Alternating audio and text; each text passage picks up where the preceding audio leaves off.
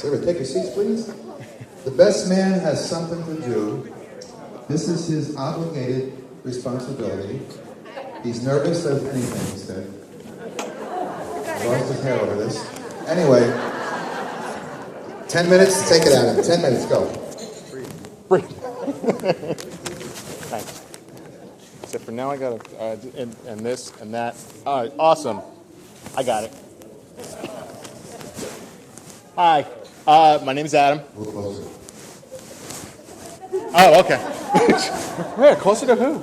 Wow. Hi, my name is Adam. Hi. What's up, Adam? Not much. How are you doing? I'm gonna just pretty much just read off of this. I hope everyone's having a good time. I first want to thank everyone that is in attendance today and Tanner and Suzanne's parents for making tonight possible. I'll try and keep this short, even though it's 3 pages. Not because I don't have a lot to say. I'm just not great at speeches. So you could probably tell that since most of the part I'm reading off of this. Look at crowd and smile.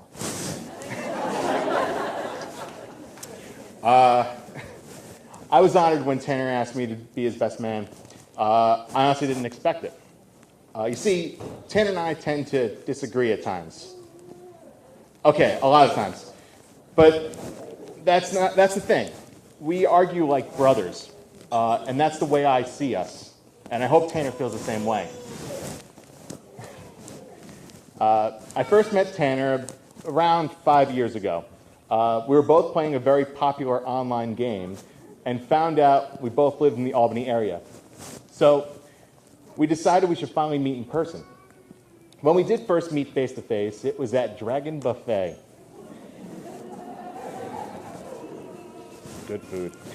We were both hesitant to talk to the other at first. We first introduced ourselves by our character names and then by our real names. We were glad we weren't just talking to some complete stranger. The remainder of our group eventually arrived at the buffet, and we all sat down. Going through our introductions, Tanner made a note that even though we all introduced ourselves by our real names, he may call us by our character names, just because that's how he knew and remembered us originally. He then uttered the phrase that we've come to associate with him. No offense. No offense, Tanner, but you do say that a lot of time. No offense. It wasn't until a few weeks later that we finally got to meet Suzanne. Tanner had to make sure none of us were crazy psychos after all. Okay, maybe he should have waited a bit longer than a few weeks. Our group of friends used to go to breakfast every Sunday to the Gateway Diner. Tanner asked us if he could bring his girlfriend along to breakfast with him, and of course we said, no problem.